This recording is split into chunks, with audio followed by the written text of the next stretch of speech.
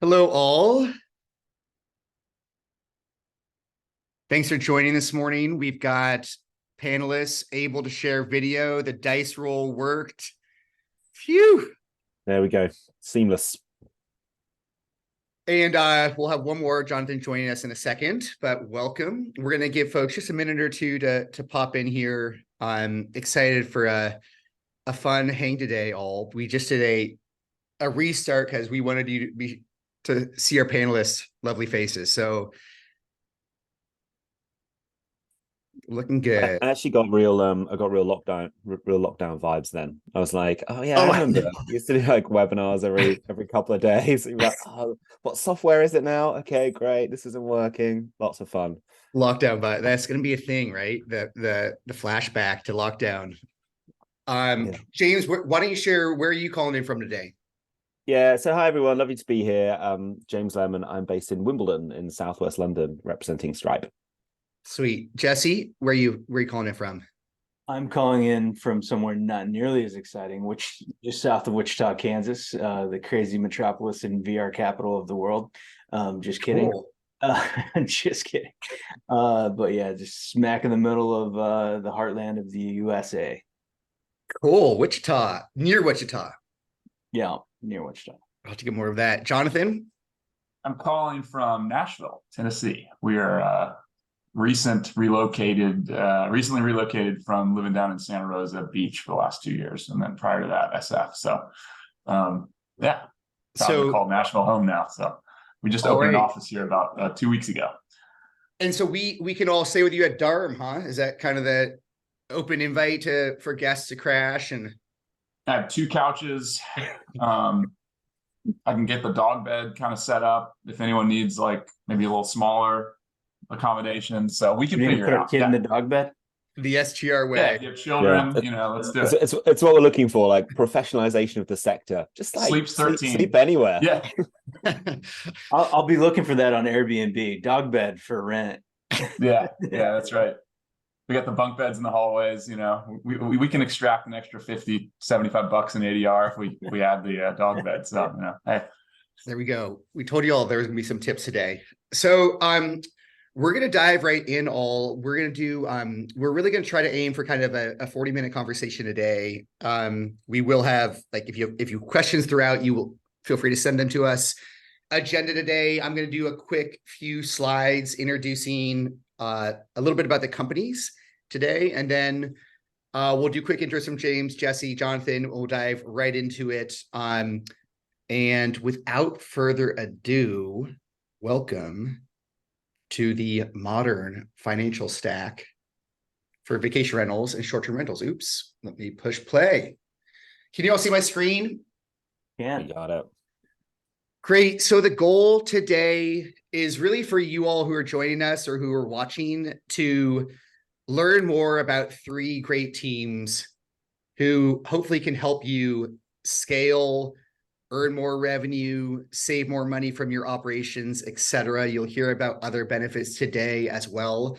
But I'm really excited and honored to have these candidates join. And we kind of invited these folks for a reason. So we're going to learn more about Ximplifi today. Jesse's going to do a proper intro in a minute. But Jesse, I guess any quick hits? You got a one-liner here. You want to share any color on this? Yeah, I mean, simply, Ximplifi. I've been in the industry, started as a CEO for a vacation rental real estate investor and property manager, and we started those services to solve the problems of the industry, and then built VRP, which is the software that integrates with PMSs to make solving that problem even easier. So that's probably the quickest hit I can give. Quickest hit, appreciate it. And James and Jonathan, we'll mix in quick little intros too to these slides just because they do fit. And here's Jesse winning the award. Jesse and the Ximplifi team winning the award at DARM last year, the Data and Revenue Management Conference, which is going to be in Nashville, as I'm sure many of you know. But you can see here, this is a fun, awesome award. Congrats on this. Good sign of what you all are building. Jonathan and TopKey, tell us a little bit. Give us a little review. Thanks, Andrew. We are a full financial operating system for vacation rental operators, single family rental managers, effectively, the platform today allows folks to create both operating and trust accounts, issue Visa credit cards, manage the full AP product process, essentially replace Bill.com. And really, we work with folks between 40 and 400 properties, and targeting exclusively right now, really our sector. So vacation rental management companies, operators, both urban and in vacation rental markets, in US only. Great. You all shared a little fun news recently as well. A fundraise, well done. Felicis and others coming in. Great round. Excited to see what you all build. And I'm sure a lot of folks have heard of Stripe. James, super honored to have you join us. I know your story too about your background in the space is really interesting. We're going to get to that today. But do you want to tell us just a little bit about you, what you do at Stripe? And we're showing kind of a case study with you all here that we pulled from your website. Yeah, cheers, Andrew. So James Lemon, everyone. So I am from the hospitality industry. I was COO of Europe's kind of largest short rental player for a while. We set up what is now Marriott Homes and Villa. We had kind of 2,500 properties over Europe. So this is really like my passion and my heartland, if you like. Joined Stripe 2 years ago to head up everything that we do across travel and hospitality, obviously with a very soft spot for vacation rental and short stay. So delighted to be here. Stripe builds financial technology to help you drive more B2C bookings, to help you build your own marketplaces, certainly beyond travel. Like, it's a wonderful story. Kind of 75% of the Forbes kind of Cloud 100, 75% of the top marketplaces in the world use Stripe for B2C, B2B payments. And we've got a ton of brands in our portfolio in the VR space as well. So we can share a few examples about that, but I think it's just a really exciting time for the industry. Quite delighted to represent Stripe and help you guys all scale. Yeah. And James, I believe I quoted you in one of the emails we sent beforehand, but I'm pretty sure you said it's time where you can make sure that finances don't suck anymore. that tracking your finances doesn't suck anymore. I think that is a quote from you roughly. And this presentation is not about Wheelhouse today. This webinar is not about Wheelhouse, but our shameless quick hit here. If you don't know Wheelhouse, we build products for the revenue management space, dynamic pricing, comp sets, etc. We are excited to work with a bunch of great teams. I believe some of you all are here today. So thanks for coming. Thanks for joining. And with that, let's dive in. So we got a little bit of James, your background there, but Jonathan, let's start with you. Can you share a little bit more about your background, a little bit more about TopKey, kind of the overview, and how you got into this space? Yeah, for sure. So my background is and has been in finance for a number of years. I started my career as an investment banker and then worked at Starwood Hotels on the M&A team. Ultimately ended up selling Starwood to Marriott, spent a lot of time on that transaction. But my kind of core work at Starwood was around our timeshare business. So that's kind of where I got introduced to this whole industry. This is almost 10 years ago now. We were selling and ultimately sold our timeshare business to a company called Interval Leisure. So I spent like a year and a half with the team in Orlando, really understanding and getting a sense of this market. After Starwood and Marriott merged, I joined Hotel Tonight out in San Francisco and took a different tack than ended up joining as a partnerships manager and ultimately ended up leading a team there. And then we got acquired by Airbnb circa, I guess, like 2018. So it was just a really amazing ride. Joined Airbnb and then saw kind of a really exciting time at Airbnb for the year and a half I was there. I decided to leave to start TopKey right when we IPO'd, basically. And so I was in San Francisco. Ultimately, my wife and I ended up living in different vacation rental towns for like 9 months on the road during COVID. Ended up settling in 30A. And I guess the impetus for TopKey was we were really spending a lot of time thinking through pain points and talking to property managers. And I spent better part of 6 months just I knew I wanted to build a business. And so I was excited to kind of do that. And I had talked to a lot of companies and had a lot of great relationships with folks in our sector. But spent a bunch of time, did over 100 calls with property managers with the intention just to learn, like, what pain points do you have? What's not being really served today with the existing stack? I mean, there's a million PMS systems out there. There's all sorts of tools. And the pain point that kept coming up was around financial operating challenges, managing the business, managing the books, stuff that Jesse's well aware of. This stuff really doesn't get solved, and we haven't found tools that are really solving it today. With all the different tools that folks manage, there's just a lot of different workflows that they're having to manage across. And so what we're building essentially is an operating platform that takes and consolidates core aspects of your financial business and manages as more in place. So we issue Visa credit cards to allow people to track expenses at the property level via text-based application. So you can get a text, you can tag it right to a property. We have an AP bill pay product that integrates directly to your accounting system, but also pushes transactions to your PMS to be able to basically track and tag every transaction and pay vendors really seamlessly. And then we have operating and trust accounts that we issue through a partner bank, which allows us to basically help you manage your full financial set of inflows and outflows. So really building tools to make the process of closing books much more efficient. And we also offer really competitive yield, up to 4.1% APY via our partner network. So this is the type of product that is modular. You can use the cards. You don't have to use the bank products. You can use the bank products. You don't have to use the cards. So we built the platform in a way that really allows that. But we really focus on helping managers save time and help their operational teams scale without having to go hire more and more people, which we see, is very common in our sector. And just our intention is to help you save more and more time as you build your business and scale. Cool. Great background. Love that you went and lived it for a while too there. And Jesse, you've got a 5-year anniversary vest on. Let's give that tell us a little bit of the story of building Ximplifi, a little bit more about your business as well.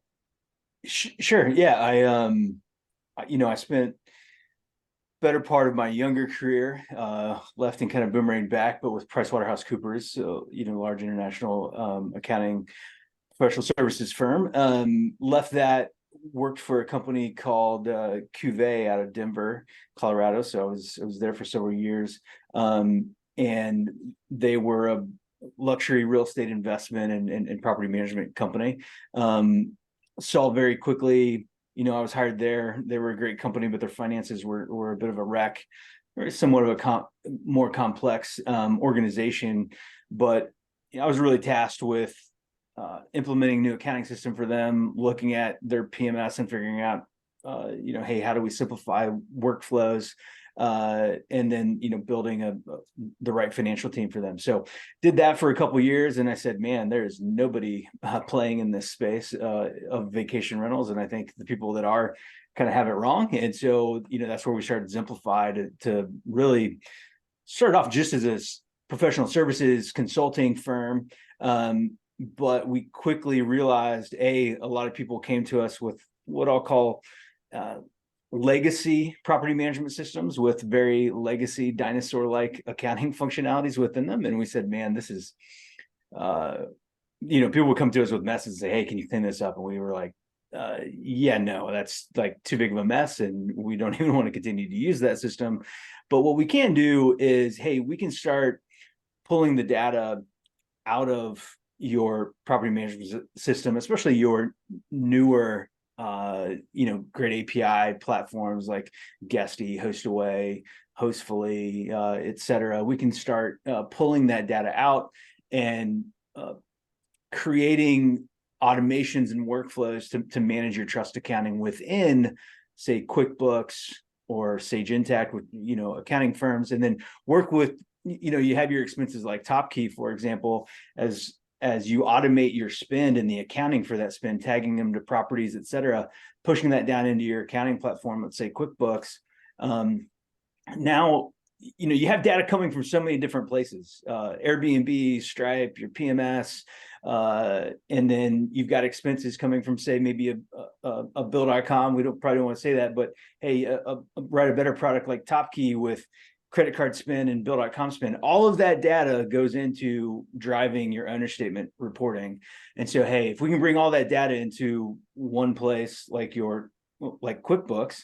Now we have all that data tagged in a way that we can pull that data out and produce an understatement and pay your owner. So anyways, that's where VR platform comes into play, where we built an integration platform, web application. We refer to it as a trust accounting plugin that connects your PMS, connects tools like TopKey, Stripe. Actually, we integrate with Stripe and the payouts. So we integrate the payouts from Stripe and Airbnb, et cetera, to reconcile all those books, close everything down, produce an understatement, and make your owners happy, right? When they see the money hit their bank account. So anyway, that's kind of been our journey. And yeah, in August, we passed 5 years with about 50 employees, and kind of didn't expect it to get this far, but hey, it did. So that's great. Congrats. Love it. Thank you for the background. Thanks. And James, I'm going to ask you to take us on a slightly separate bent, because, the background of Stripe is fascinating and big, but I really want to hone in on what you're building and leading at Stripe. Yeah. And tell us a little bit about that and how Stripe's focused on the STR VR space.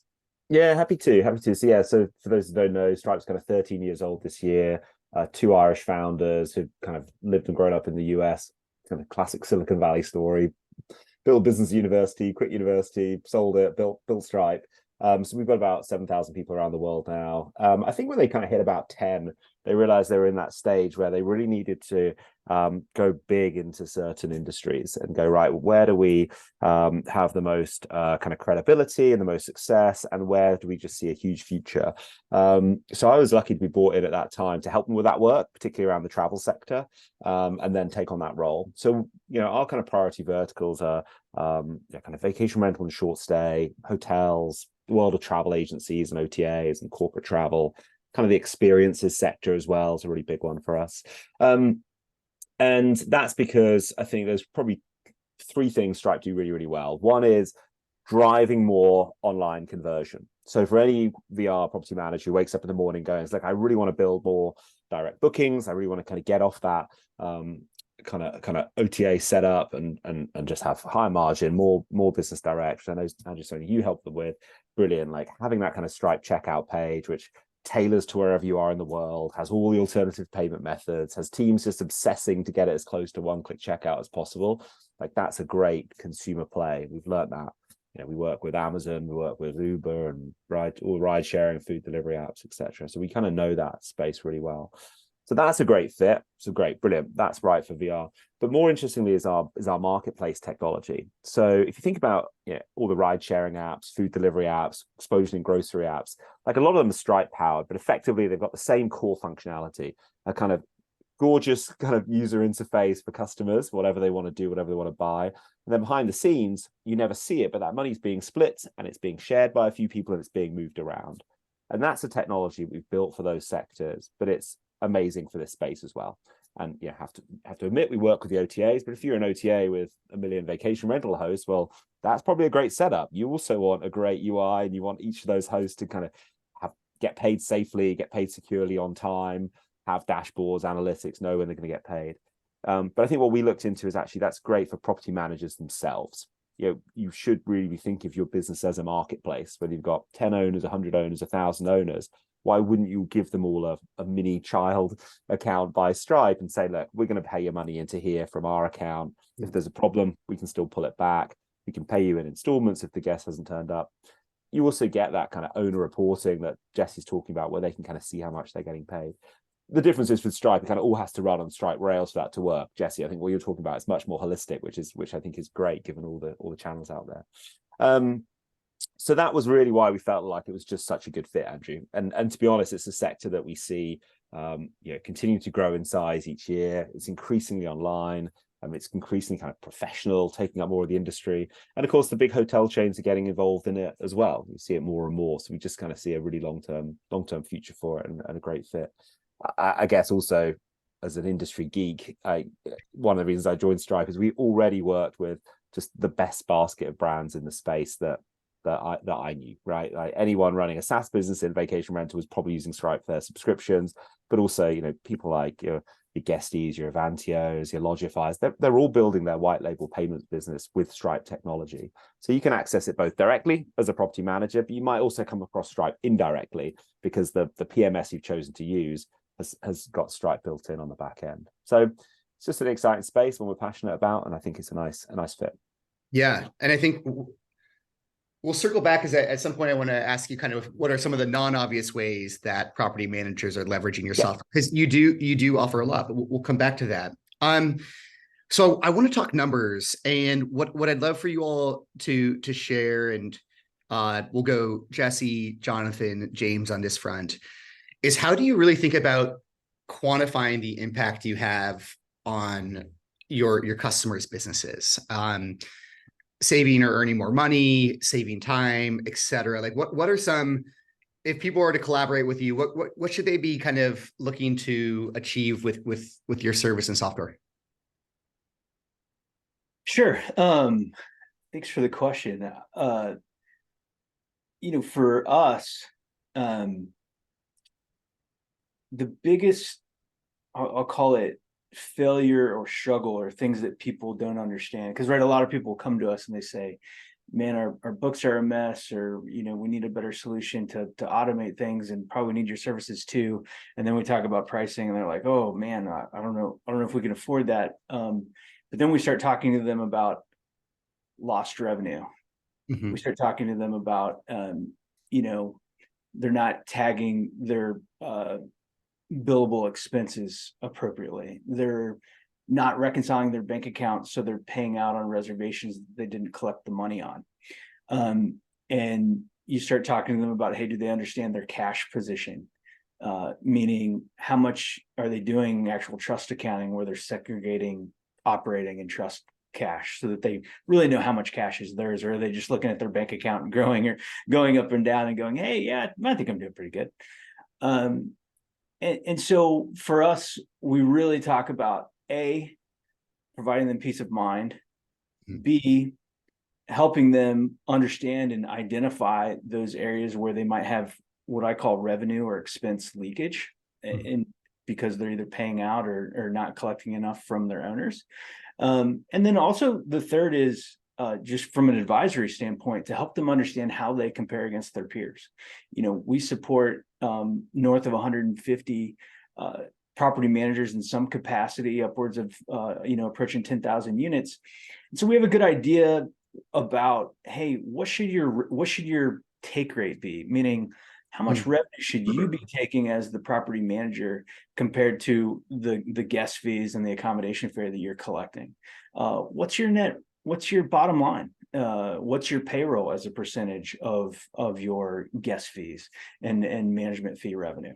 And so understanding, hey, where are you, in line with your peers, and what are other people doing? What are other profitable, successful companies doing, where you might be struggling and saying, hey, well, I can't afford you. Why can't you afford you? Are there reasons that you got revenue leakage, expense leakage, you're paying out money, maybe you're not collecting, and then comparing and helping them think through, hey, what are ways that maybe we can do more with less people, invest in this system that'll automate to reduce payroll spend, et cetera. So, and then at the really end of the day, that peace of mind thing says, hey, they know their owners are going to get paid. They don't have to spend that first 7-10 days at the beginning of the month to figure everything out and pay their owners. We'll take care of that. Owners are going to be paid. They can just focus on driving revenue and going and finding more owners and units to bring into their portfolio as a property manager. So, that's really how we sell our services and the people that we look to work with. Yeah, that's really well said, Jesse. I love the notion of giving people context of how their business could be better optimized, given the visibility you have, not on the hype, but on the actual numbers coming out of a business. That's super interesting and powerful. And certainly would set up a business well for success should they choose to exit or something like that. Yeah.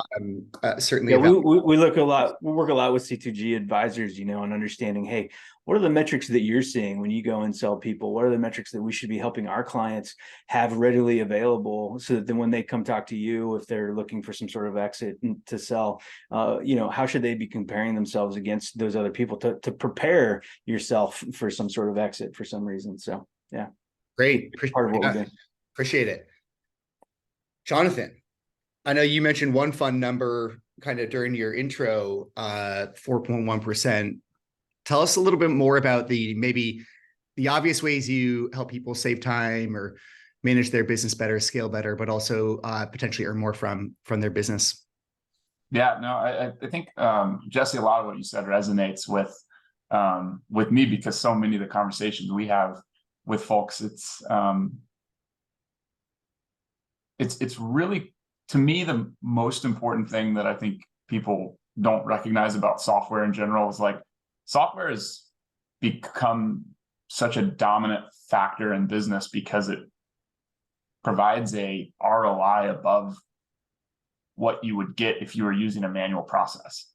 And I don't think that people always think in that context, but we certainly know it in certain types of businesses, right? Like certain products we're using, we just know I couldn't ever do this manually. And it kind of goes back to the basics with Excel versus pen and paper. So we are very clear with folks that we target a 4x return on our software cost. And I look at it in several buckets, and obviously every company is different and every company has different access points that we can discuss in terms of like products that we could be offering. But you alluded to one of them is kind of, and I bucket them into product rewards or things that we can offer back on our product from out of the gate. So the cash back, we offer 1.5% on every dollar you spend on our cards. If you compare that to what you get with any points card or anything that's out there in the market, generally the national average is like 0.7. And you'll see all sorts of games folks play on the card side to try to like make those numbers bigger or smaller. We were able to offer almost double that. If you are able to use the banking products that we offer up to 4.1% yield. Go talk to your bank and see if you can get that. I mean, it's certain banks will, but it's definitely harder to do that in a rising rate environment. Banks are, see this as a market to take advantage and make more money, and that's their income stream. So we can offer a lot more on that side of the table than most banks could, and it just adds up when you start increasing the scale of your business. And then on the banking outside of the cashback and the yield,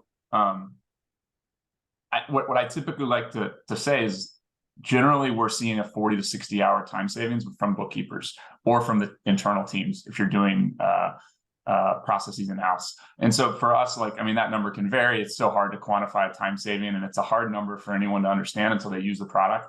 But that's pretty standard, and I've been really following up, and we do a lot of calls with our customers to make sure that seems to be generally what we're seeing across the first 40 or so companies we've onboarded.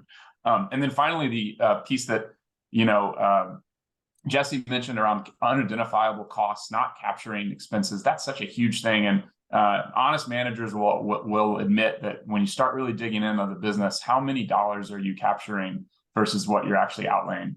And so typically what we see is we can help you capture 3 to 4%. If you think about the average manager spending maybe $75,000 a month on credit cards, let's say 60,000 of that should be reimbursed back to your owners. 3 and 4% adds up to serious money over the course of a year. So serious amounts of capital. And the final thing would be software costs. What we can save you if you're making and using Bill.com, or if you're using another expense system, we can help you kind of save those costs, and obviously that gets calculated in the ROI. So I look at it across those quadrants. And then the final piece is just peace of mind. And the amount of conversations I've had with folks just going, this just makes my life so much easier. With one click, we can see all the dollars that we made to build the owner, and any dollars that we don't, we can easily tag our team, ping them, have them, push that back to us. Just that piece is there's a cost to that, I would argue. And so, that's something we've really found folks resonating with when they're using the product. Well said. Love the clarity around the 4X, and definitely agree on that.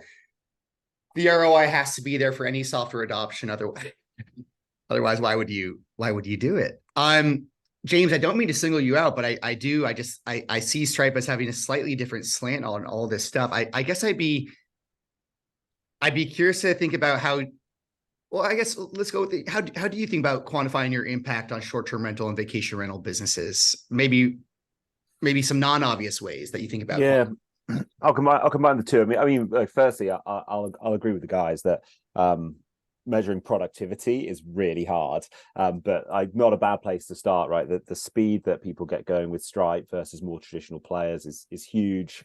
Like outsourcing all of your compliance, right? Just never seeing raw credit card data, just trusting that someone else will be on top of that, I think is huge. Things like growing overseas, if that's ever on your mind, again, like just opening up new markets with the Stripe. So there's definitely some stuff that you go like you just have to trust that. The answer is kind of thousands of hours. But let me dive into these more specific ways. Look, in my view, and having done this, having run a business that does this all over Europe, like everyone needs to have a really strong kind of book direct proposition.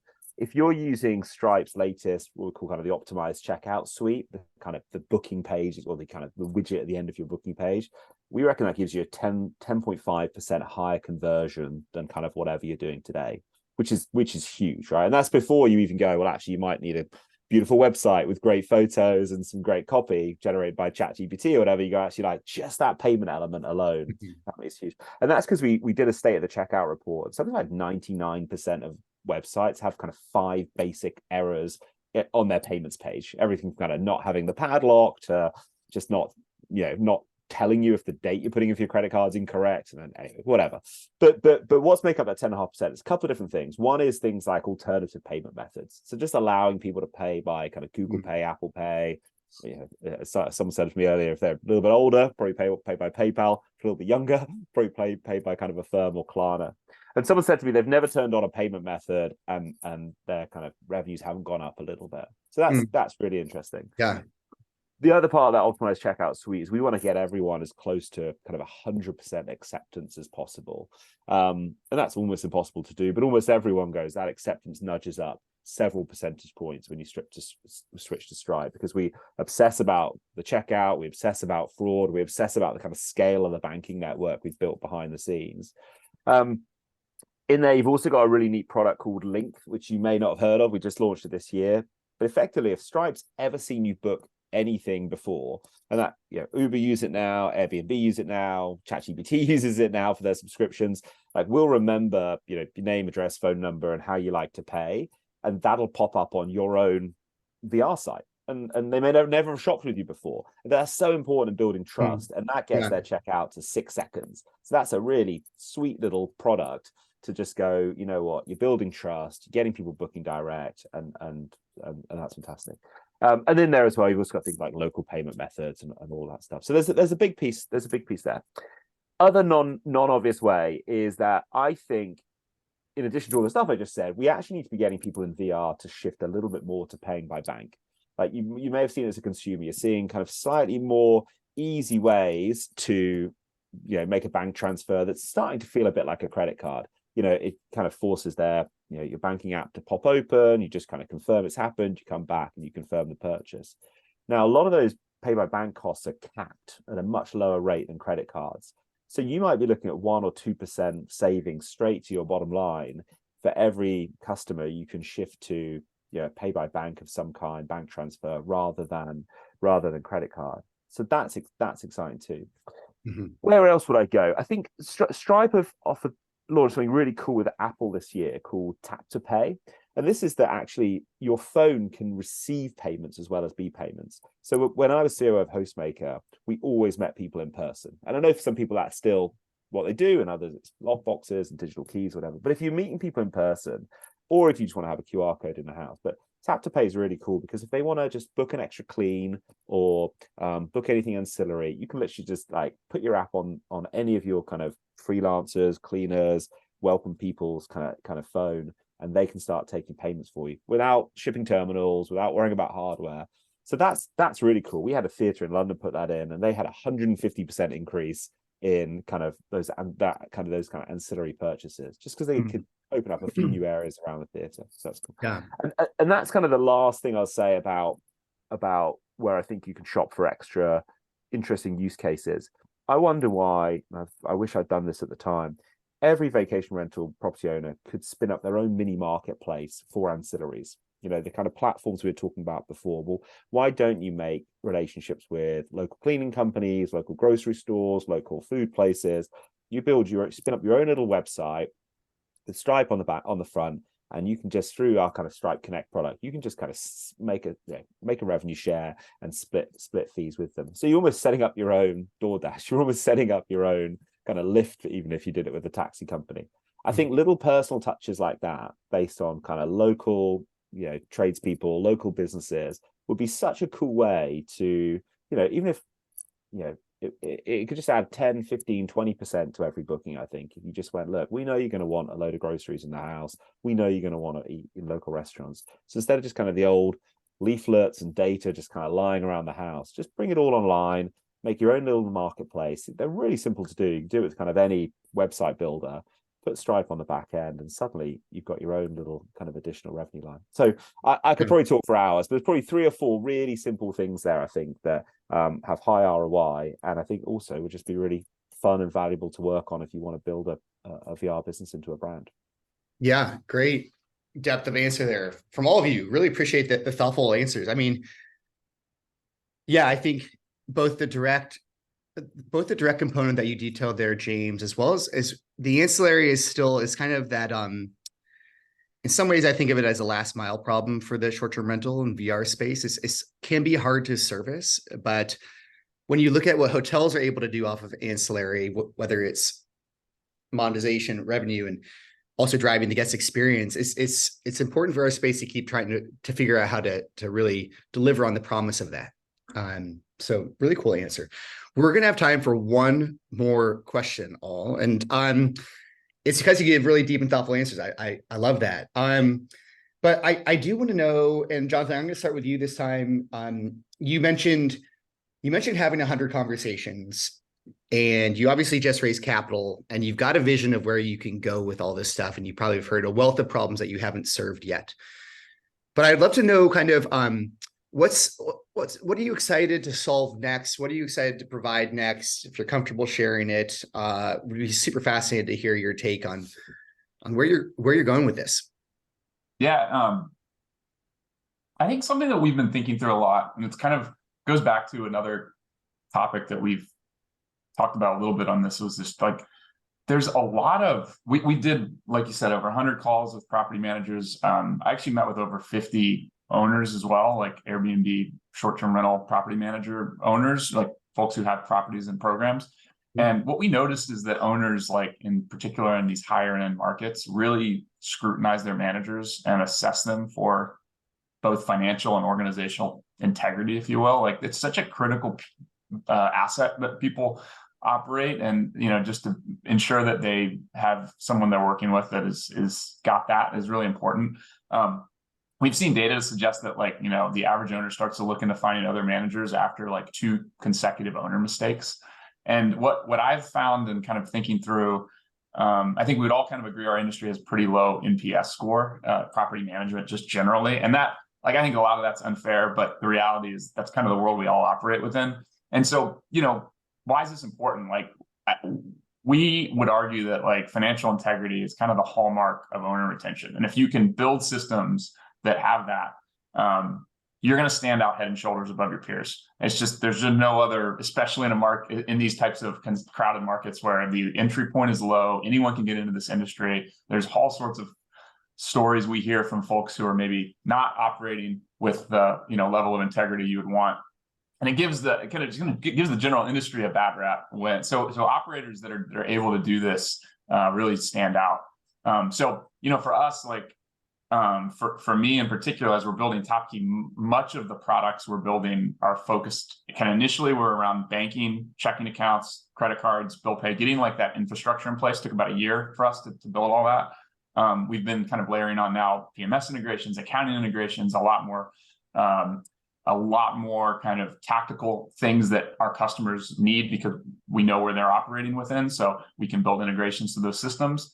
But now we're starting to think through like building out more structure around vendors, around how do you track expenses and pull things in from a third party, collecting tax information, helping you manage your payroll more efficiently, helping you manage inventory. I mean, the amount of like complexity as you're scaling just grows exponentially. And our effort, kind of going back to that 4x return, is like, again, there's other systems that people are using today that they really work wonders, and they allow companies like TopKey to not have 5 financial employees. We can have 1. These systems will exist in our sector, and we're building those. So that is where I want to spend my time, is better understanding how are you scaling, what systems are you putting in place, and what can we do to kind of continue to add. We've built a product that I think for many companies it would have taken 3-4 years to build. We built it in less than a year. So we have a lot more, I think, room to grow. We can push features out very quickly. We're very responsive. So that's been a really exciting unlock for us. Our first hire was a head of customer success. It wasn't a non-engineering hire. It was a head of customer success. It wasn't a salesperson. I've done all that myself.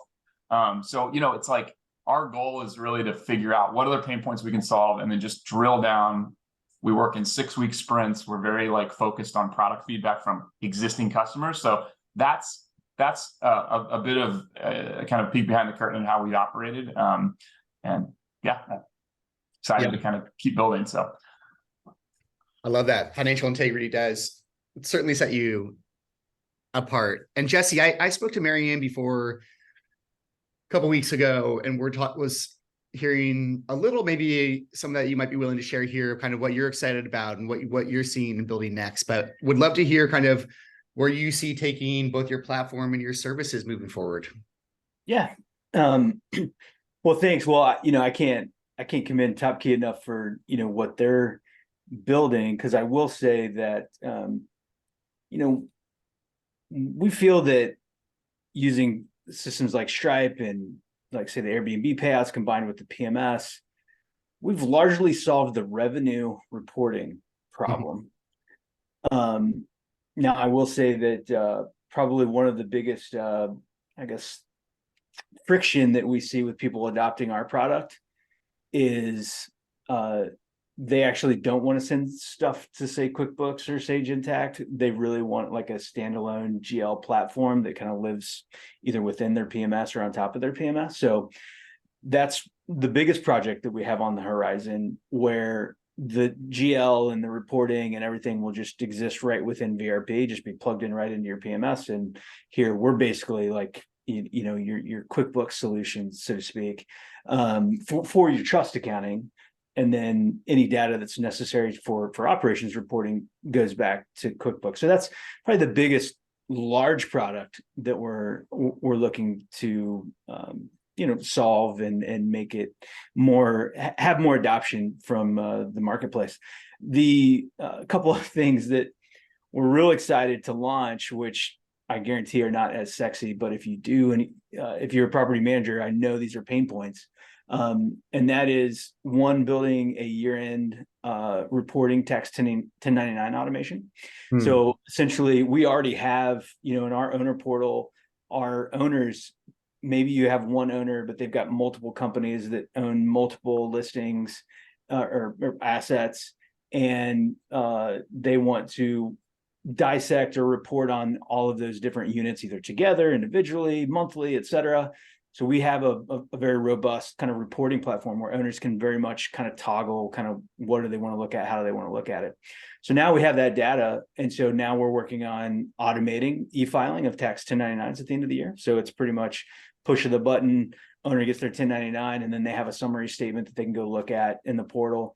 And because filing 1099s is terrible. What number goes in the box 1? How do you configure it? And then uploading it to some tax 1099 e-file platform. It's a really pain in the butt. So anyway, we're real excited to solve that problem for ourselves and our customers. And then the other one that, again, probably not as sexy, but it's a tough one, which is sales tax compliance. So people really struggle with, okay, hey, one, like, gosh, what in the world is my sales tax rates, and who do I pay where?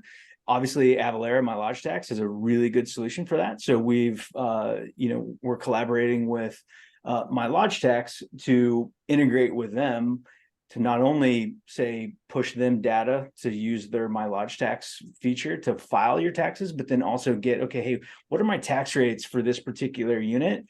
And then, but even the harder part is, okay, I can calculate what, like, my taxable income and what my tax due is, but hey, on that reservation, did I actually collect the right amount of tax? Am I collecting the right amount of tax? So basically having a sales dashboard, and everything's different. Airbnb, you don't pay some taxes, or you don't pay taxes at all, and then non-Airbnb you do, or Hopper and Booking.com is different, right? You have all, like, sales tax compliance is very, very difficult. So we're working hard to fix and simplify that process. And you want to talk about revenue leakage, people paying out sales taxes that they never collected. Boy, I mean, really, really, really big problem. So anyway, and then continuing to work with, innovators like TopKey, pulling their data into our product, into VRP, working, say, integrating TopKey into Sage Intacct, which a lot of our customers use, and automating that owner payout process is kind of another. Well, and I'll say, paying vendor, you talk about paying vendors, but then paying cleaners is like a real pain in the butt, right? Like, do you do it hourly? Do you use a piece rate? Do you give a cleaner kind of a statement of, with the cleans that they did for the month? Are you paying them out every clean? Are you paying them out weekly? Right. So anyway, working with a solution like TopKey to really solve that problem is something we're very interested in. So anyway, I know I threw out a lot of things, but again, tax 1099s, sales tax compliance, and then that embedded GL functionality are three things we're excited to bring to the marketplace here in this quarter and into 2024. Yeah. Jesse, Yeah. Jesse, I not to jump in, but so true on the sales tax. And we were talking to some folks in Florida, literally, when you buy items on behalf of, like, your owners, and then if you upsell them, if you upsell them, like, there's just this huge kind of unknown, and that's a really, it's such a complex thing. People don't really understand. It's a Florida-based thing, and I'm sure in Georgia it's different. So having some clarity, it's a very gray area. What I always recommend people is, if you are going to, technically, if you're going to say add a charge, one, it should be separate, and you should identify it as a service charge, because in most jurisdictions, services are not chargeable, or I'm sorry, they're not taxable from a sales tax perspective. So if you add a service charge, kind of like that 18%, well, that's not going to be taxable. But now, if you're actually reselling that product, buying it for 100, selling, charging your owner 120, they can very easily come in and say, hey, well, you owe actually sales tax on that $120. I actually do have a client that went through a pretty deep sales tax audit in Denver, and it was not a fun process to kind of work through that and argue. We had to go through, like, Amazon receipts and show them, yes, we paid taxes on these, we didn't mark it up. So yeah, it can get you in some crosshairs of the local tax authorities, for sure. Well, Jesse, you mentioned this isn't necessarily the most sexy stuff. I would argue it's so cool to have entrepreneurs taking on the challenges and building businesses around solving these problems. I find that really sexy, for lack of a better term. It's nerdy minutia, so it's nerdy minutia, but it's so valuable at the end of the day for how you can monetize or eventually exit your business to be able to be excellent at all this stuff. And it's hard. So I'm super glad there are folks solving it.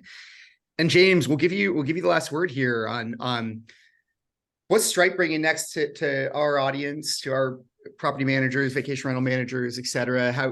Tell us a little bit about what you're excited to deliver in the next little while here.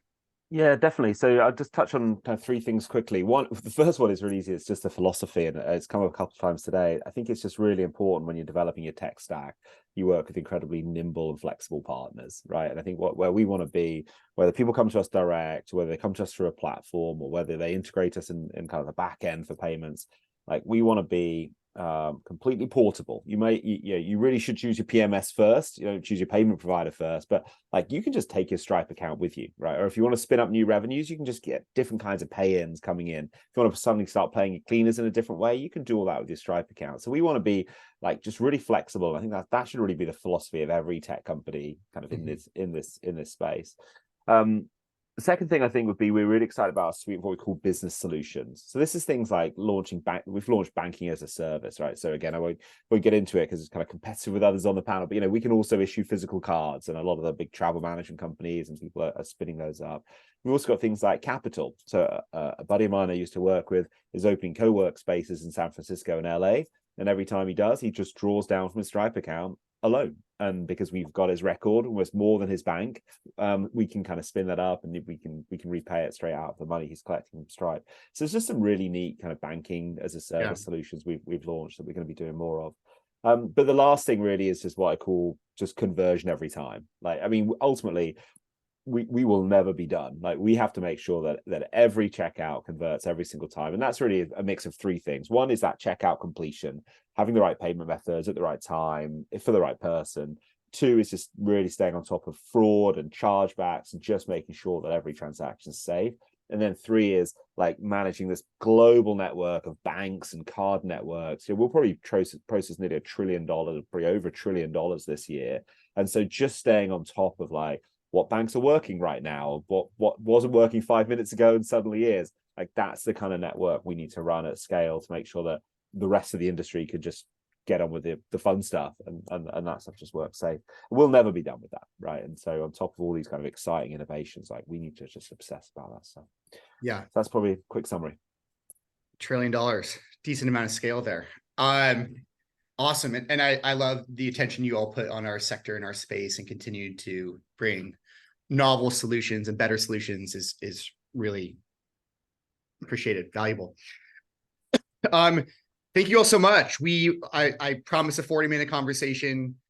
You all gave really thoughtful, detailed, additive answers. I really appreciate it. And I did realize partway through, I'm like, you all should be asking the questions of each other, because what that true modern financial stack looks like better than I do. But fun to be educated by you all. Hard to know if this webinar is working perfectly. I don't see any chats. I don't know if anyone has any quick questions, but I know since we kept people long, we'll probably have to follow up via email. For those who joined us, thank you so much. Hopefully you learned something fun today. Jonathan, Jesse, James, thanks for the knowledge.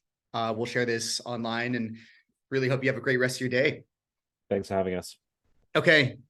Thanks so much, guys. Take care. You well. Bye. Bye-bye. Thanks all. Thanks, Grant, Anissa, Mary, Pam. Oh, good to see you, Pam. Hopefully I'll see you in Orlando or Nashville. All right, wishing you a great rest of your day too, and hope to see you all soon in Nashville. All right, Pam. Take care.